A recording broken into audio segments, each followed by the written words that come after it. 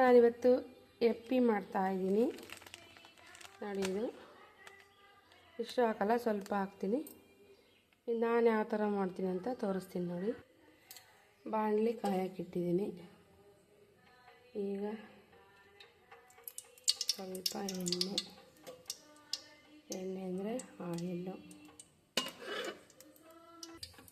ಅದಾದ ತಕ್ಷಣ ಸಾಸಿವೆ, ಕರಿಬೇವಿನ ಸೊಪ್ಪು, ಈರುಳ್ಳಿ,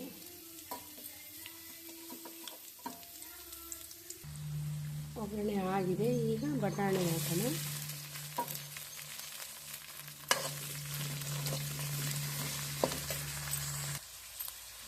ಈಗ ಕ್ಯಾಪ್ಸಿಕಮ್ ಹಾಕ್ತೀನಿ. ರೆಡ್ಡು ಹಾಕಿದ್ದೀನಿ, ಒಂದು ಗ್ರೀನ್ ಹಾಕಿದ್ದೀನಿ. ಕ್ಯಾಪ್ಸಿಕಮ್ಮು ಇದು ಸ್ವಲ್ಪ ಬೇಯೋಷ್ಟರಲ್ಲಿ ನೀರು ಕಾಯಕ್ಕಿಡ್ತೀನಿ, ಬಿಸಿ ನೀರು ಒಂದು ಪಾತ್ರೆಗೆ. ನೋಡಿ, ಈ ಥರ ರೌಂಡ್ ಶೇಪಲ್ಲಿ ಚಕ್ರ ಥರ ಇರುತ್ತೆ, ವಿಷ್ಣು ಚಕ್ರ ಥರ. ಇದನ್ನೆಲ್ಲ ಈ ಥರ ಪುಡಿ ಮಾಡ್ಕೊಂಡಿದ್ದೀನಿ. ಹಿಂಗೆ ಉದ್ದುದ್ದ ಇದ್ದರೆ ಒಳ್ಳೆ ಹಾವು ಥರ ಇರ್ತೈತೆ, ಅದಕ್ಕೋಸ್ಕರ ಹಿಂಗೆ ಪುಡಿ ಮಾಡ್ಕೊಂಡಿದ್ದೀನಿ. ನೋಡಿ, ಸ್ವಲ್ಪ ಕ್ಯಾಪ್ಸಿಕಮ್ಮು ಬಿಸಿ ಆದಾಗ ಮೊಬೈಲು ಇದಾಗ್ತೈತೆ. ಕ್ಯಾಪ್ಸಿಕಮ್ ಸ್ವಲ್ಪ ಬೆಂದಿದೆ. ಈಗ ಕ್ಯಾರೆಟ್ ಹಾಕ್ತೀನಿ ನೋಡಿ. ಈಗ ನೀರು ಕಾದಿದೆ, ಟಣ್ಣ ಅಂತ ಸೌಂಡ್ ಬರ್ತಾಯಿದೆ. ಈಗ ನಾವು ಇದನ್ನೆಲ್ಲ ಅದಕ್ಕೆ ಶಿಫ್ಟ್ ಮಾಡೋಣ. ಈ ನೋಡಿ, ಈ ಥರ ಹಾಕ್ಬಿಟ್ಟು ಚೆನ್ನಾಗಿ ಇದರಲ್ಲಿ ಸ್ವಲ್ಪ ಬೇಯಲಿ, ಒಂದು 90 ಭಾಗ ಬೇಯ್ಬಿಡಲಿ. ಈಗ ಉಪ್ಪು ಹಾಕ್ತಾಯಿದ್ದೀನಿ.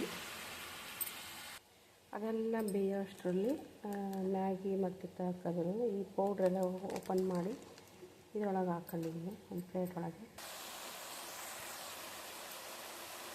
ಈ ತರಕಾರಿ ಕರೆಕ್ಟಾಗಿ ಬೇಕಾಗಿರೋಷ್ಟು ಉಪ್ಪು ಹಾಕಿದ್ದೀನಿ, ಮತ್ತು ಇದಕ್ಕೆ ಖಾರದ ಪುಡಿ ಹಾಕ್ತಾಯಿದ್ದೀನಿ.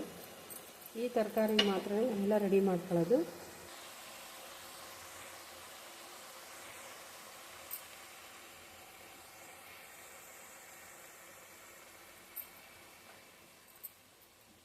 ಉರಿ ಜಾಸ್ತಿ ಇರೋದ್ರಿಂದ ಮೊಬೈಲ್ಗೆ ಬರ್ತಾಯಿದೆ. ಈಗ ಅದಕ್ಕೆ ತಕ್ಕಷ್ಟು ಧನಿಯಾ ಪುಡಿ ಹಾಕ್ಕೊತಾಯಿದ್ದೀನಿ. ಧನಿಯಾ ಪುಡಿ ಅಂದರೆ ಸಾಂಬಾರು ಪುಡಿ, ಉಪ್ಪು, ಖಾರದ ಪುಡಿ, ಧನಿಯಾ ಪುಡಿ. ಈ ತರಕಾರಿ ಏನು ಹಾಕಿದ್ದೀನೋ ಅಷ್ಟಕ್ಕೆ ಮಾತ್ರನೇ ಇದೆಲ್ಲ ಇಂಗ್ರೀಡಿಯೆಂಟ್ ಹಾಕ್ತಾ ಇರೋದು. ಈಗ ಮ್ಯಾಗಿ ಬೆಂದಿದೆ ನೋಡಿ. ಈಗ ಮ್ಯಾಗಿ ಹಾಕೋದ್ರಿಂದ ಮ್ಯಾಗಿ ಅವ್ರು ಪೌಡ್ರ್ ಕೊಟ್ಟಿದ್ರಲ್ಲ, ಎಲ್ಲ ಮಸಾಲೆ ಪೌಡ್ರು, ಅದನ್ನೇ ಇದಕ್ಕೆ ಹಾಕ್ತಾಯಿದ್ದೀನಿ.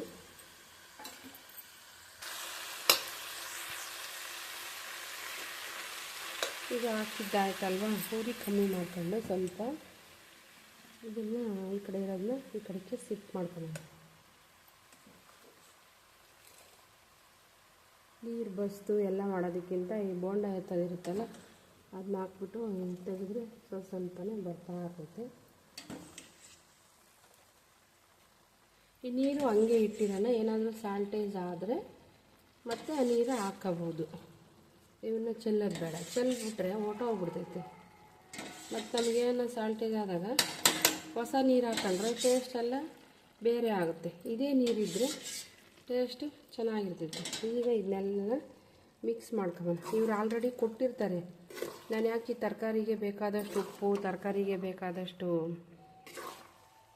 ಧನಿಯಾ ಸಾಂಬಾರು ಪುಡಿ ಅಂತ ಹೇಳಿದ್ನಲ್ಲ, ಅವರೆಲ್ಲ ಅದಕ್ಕೆ ಮ್ಯಾಗಿಗೆಲ್ಲ ಕೊಟ್ಟಿರ್ತಾರೆ. ಹಂಗಾಗಿ ನಾವು ಎಷ್ಟು ತರಕಾರಿ ಹಾಕ್ತೀವೋ ಆ ತರಕಾರಿಗೆ ಮಾತ್ರ ನಾವು ಉಪ್ಪು, ಖಾರದ ಪುಡಿ ಎಲ್ಲ ಹಾಕ್ಕೊಳ್ಳೋದು. ಇಲ್ಲಾಂದರೆ ಸಪ್ಪೆ ಬರುತ್ತಲ್ವ, ಚೆನ್ನಾಗಿರೋದಿಲ್ಲ ತಿನ್ನೋಕ್ಕೆ.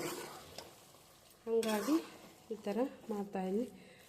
ಒಂದು ನಿಮಿಷ ಇದನ್ನೆಲ್ಲ ಮಿಕ್ಸ್ ಮಾಡ್ಕೊತೀನಿ ನೋಡಿ. ಸ್ವಲ್ಪ ಗಟ್ಟಿ ಬಂತು. ಇವಾಗ ಒಂದು ಸ್ವಲ್ಪ ನೀರು ಹಾಕ್ಕೊಳ್ಳೋಣ.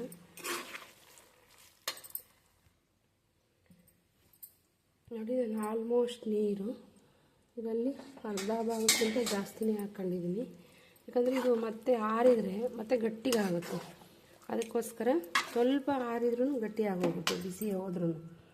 ಹಂಗಾಗಿ ಸ್ವಲ್ಪ ಗೊಜ್ಜು ಥರ ಇರಬೇಕಲ್ವ, ಇಲ್ಲಾಂದರೆ ಚೆನ್ನಾಗಿರಲ್ಲ.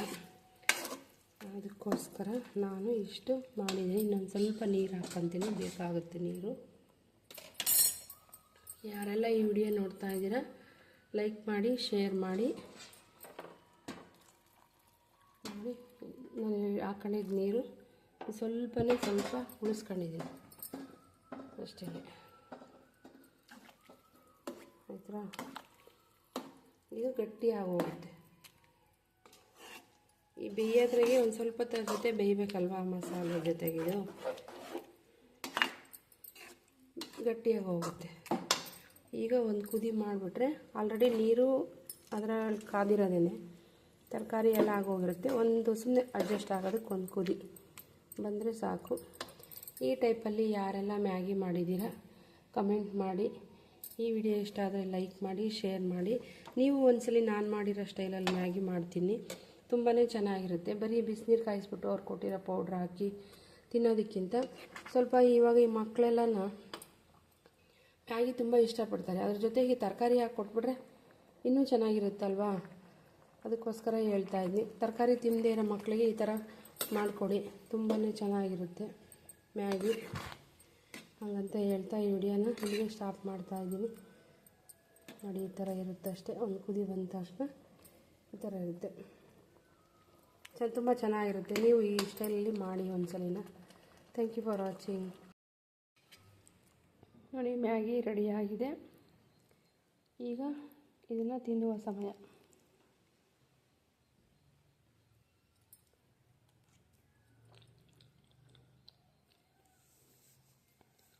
ತುಂಬ ಅಂದರೆ ತುಂಬಾ ಚೆನ್ನಾಗಿದೆ.